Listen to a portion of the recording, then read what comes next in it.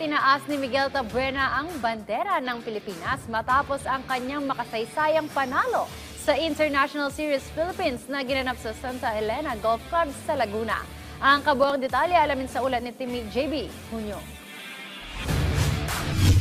World-class golf action at Pinoy pride ang hatid ng International Series Philippines dito sa Santa Rosa, Laguna.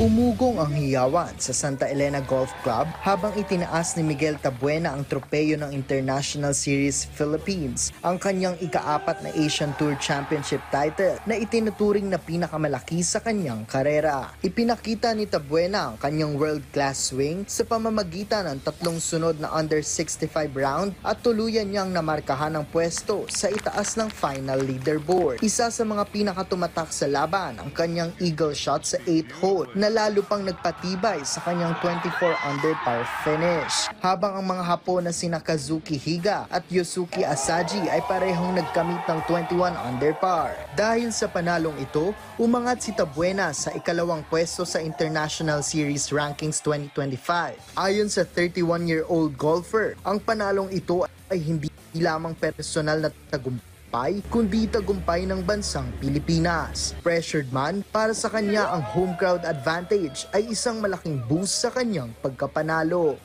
Both. It's very hard in front of home crowd, family, friends.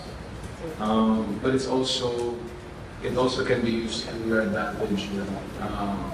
No matter how you're playing, they're always there behind you, cheering you on, and I'm glad that I was able to put on a show for them and close this one out. Ito ang unang beses na idaos sa bansang inaugural tournament, kaya't aminado ang International Series head na si Rahul Singh na naging matagumpay ang torneo at nangakong hindi ito ang huling beses na magkakaroon ng International Series sa bansa. Wow! Overwhelmed. Excited for the future, and as I said during the prize presentation, we will be back.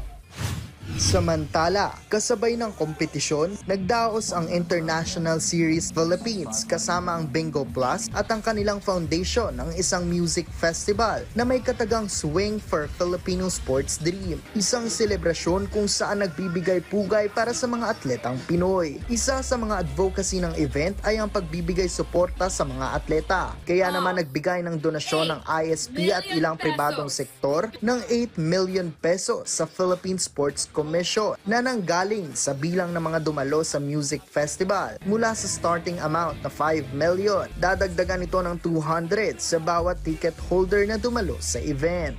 We also want this to be memorable for the whole Philippines or for the sports community.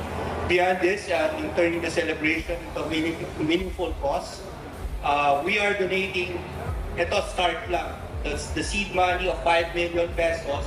But everyone who will participate in tonight's event, we promise to donate additional 200 for every ticket goer that is redeemed on site. So lahat ng pupunta sa event na ito, Bingo Plus is donating an additional 200 for every ticket redeemed.